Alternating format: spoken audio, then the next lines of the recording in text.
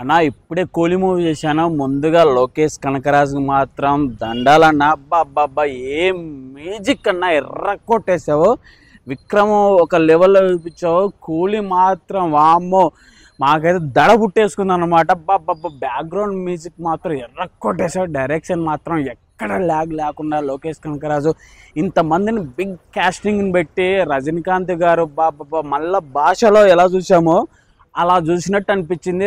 రజనీకాంత్ గారికి ముందుగా బాబా ఏం గ్రేస్ అన్న, ఎక్కడ అన్న రజనీకాంత్ స్టైల్ మాత్రం ఎక్కడా తగ్గలేదు. బాబా సూపర్ ఎర్రగొట్టేసారు. రజనీకాంత్ గారు లుక్ అయితే అదిరిపోయింది.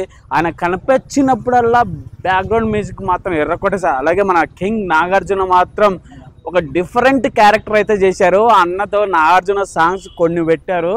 ఆ సాంగ్స్ కూడా ఫుల్ థియేటర్లో మాత్రం పండగ అనమాట. ఉపేంద్ర క్యారెక్టర్ కూడా ఎక్కడ తగ్గకుండా ఒక రేంజ్లో. అలాగే శృతి హాసన్ క్యారెక్టర్ బాబా ఒకరు మించి క్యారెక్టర్లో ఎర్ర కొట్టేశారు. అసలు మూవీ అయితే ఆల్రెడీ మన టికెట్లు మొత్తం హ్యాక్ అయిపోయి కొట్టుకుంటున్నాయంట బుక్ మై షో. అలా ఉంది. అసలు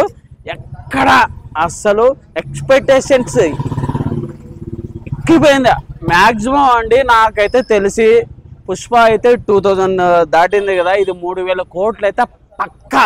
ఎందుకంటే బాక్సాఫీసు అమ్మ మొగుడే అనమాట. లోకేష్ కనకరాజుకి ముందుగా ఇంత బిగ్ కాస్టింగ్ చేసి ల్యాగ్ లేకుండా ఒక్కొక్కరు ఒక్కొక్క డిఫరెంట్గా స్టైలిష్గా అన్న. ఇంటర్వెల్ బ్యాంగ్ ఉందన్న. అబ్బా విక్రమ్ మించి ఉందన్న ఇంటర్వెల్ బ్యాంగ్ మాత్రం. ఓవరాల్ ఫ్యాన్స్కి మాత్రం పండగ.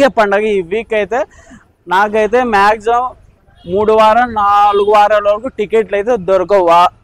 సరే కూలీ ఓకేనా. అందరికీ చాలా బాగుంది. థియేటర్కి వచ్చి చూడండి.